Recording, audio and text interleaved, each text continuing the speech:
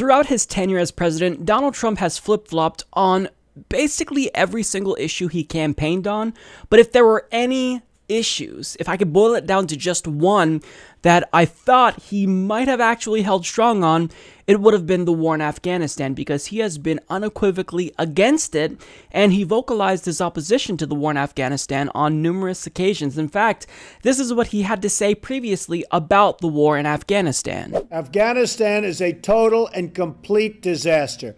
What are we doing? We don't build our schools. We don't build our highways. We don't build anything anymore. What's wrong with us? What's wrong with our leadership? Money should be spent in our country. We should rebuild our country. And we should also, by the way, reduce our $16 trillion in debt. Let's get with it. Get out of Afghanistan. We've wasted billions and billions of dollars, and more importantly, thousands and thousands of lives, not to mention all of these young men and women that come home and they really have problems. Let's go. Let's get with it. We need leaders that know what they're doing. Now, it wasn't like that was the only instance where you can find him speaking out against the war in Afghanistan, because he was on Fox and Friends once before, and he talked about how he was opposed to the war.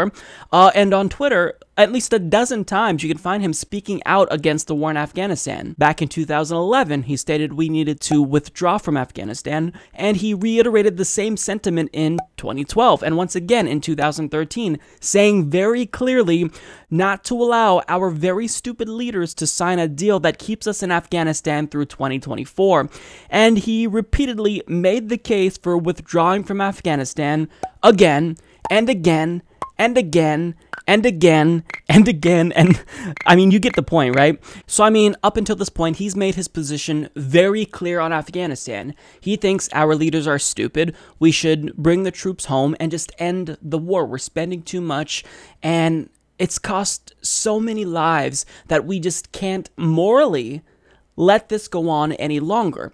So now that he's the president, he gets to do exactly what he's been saying we should have done a long time ago. He can now pull us out from the Afghanistan war.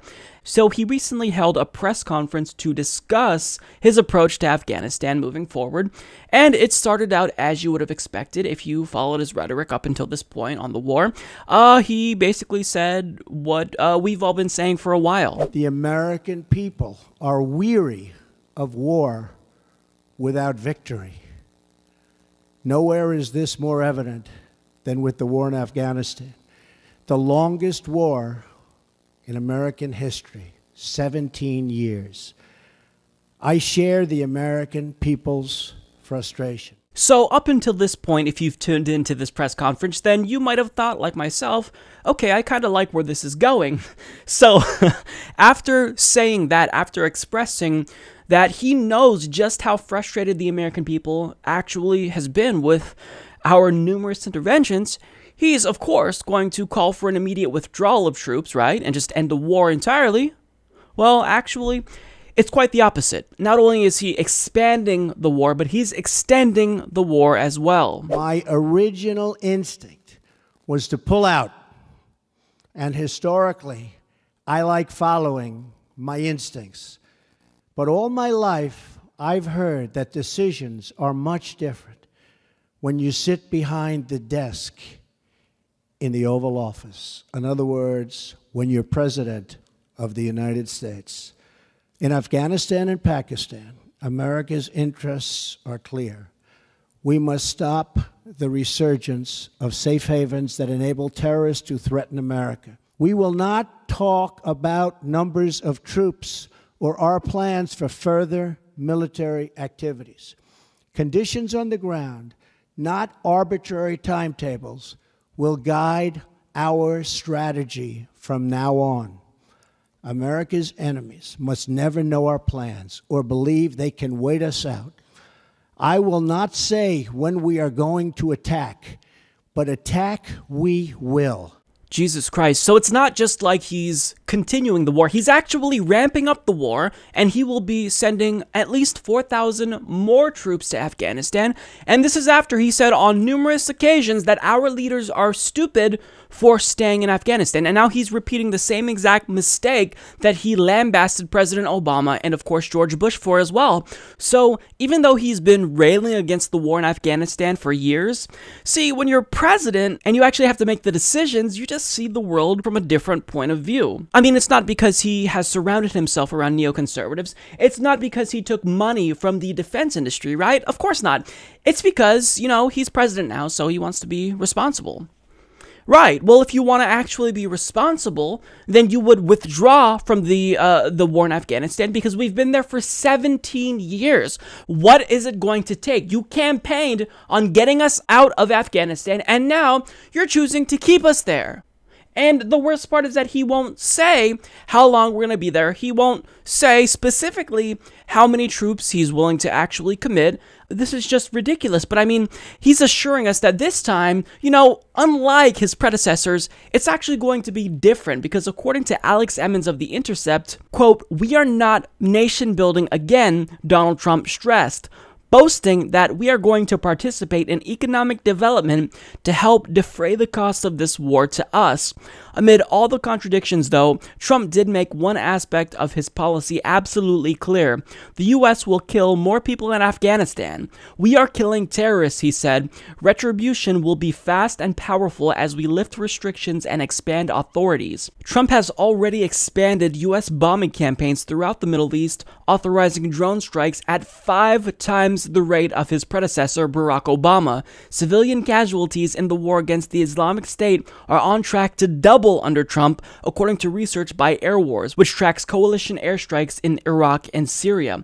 But in Afghanistan, Trump's plan for more killing and little else ignores a crucial point. The frenzied pace of killing under the Bush administration was what led to a nearly defeated Taliban's resurgence, bogging the U.S. down in an endless war. Trump is either forgetting the mistakes of recent U.S. history in Afghanistan, or worse, he simply doesn't care. So, he's assuring us that it's going to be different this time because he actually has a strategy, unlike our stupid leaders from before, but his strategy, as far as we know, is just to kill more people.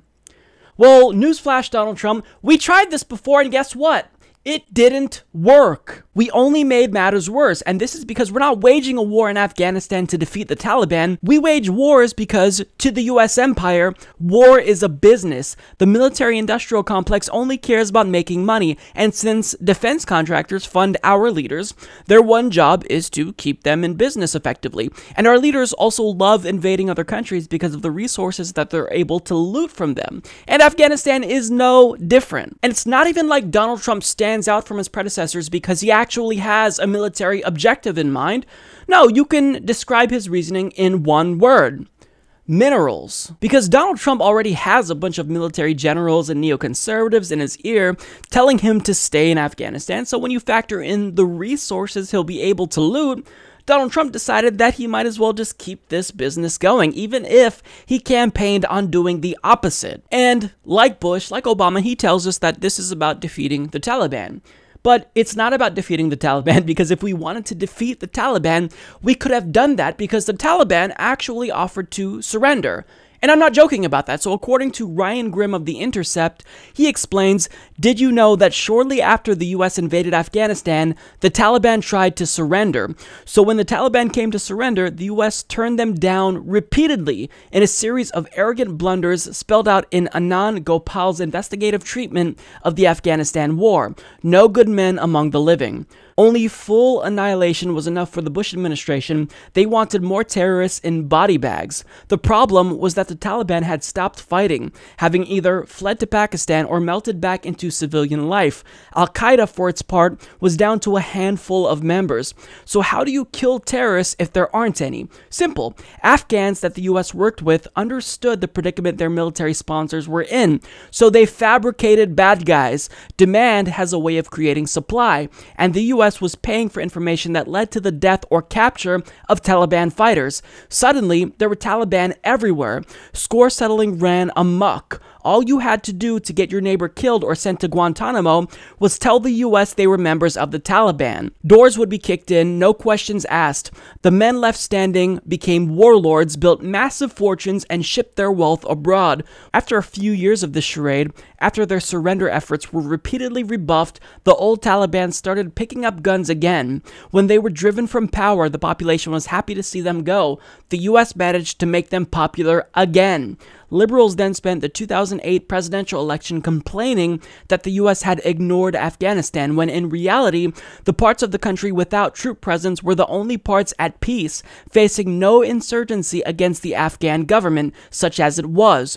Then President Barack Obama came in and launched a surge in troop levels while simultaneously announcing a withdrawal, coupled with a heightened focus on night raids, relying on the same system of unreliable intelligence that had netted so many uninvolved people already. So Donald Trump is repeating the same exact mistakes as George W. Bush and Barack Obama.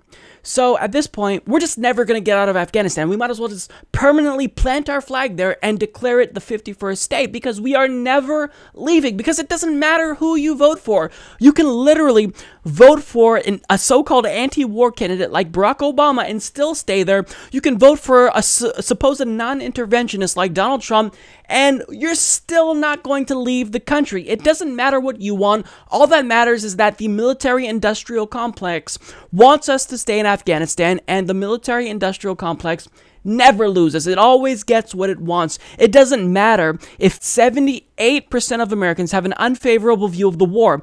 War is a business, and when you've got pundits in corporate media championing his decision and praising him as being more presidential because he's choosing to continue this 17-year-long war, along with a party, a so-called opposition party, that is cheerleading his war efforts. Well, I mean, this wasn't a difficult decision for Donald Trump, even if it makes him look like a gigantic hypocrite and contradicts everything he said over the course of the last 10 years. So this to me is just so unbelievably frustrating because, I mean, even though we have power transitions in the country, we can vote for someone, no matter what they tell you, they're going to stay in Afghanistan. They're not leaving. We're not leaving anytime soon. So this is just so angering to me. I don't even know. I've been thinking about this and it's just been like stewing over in my mind.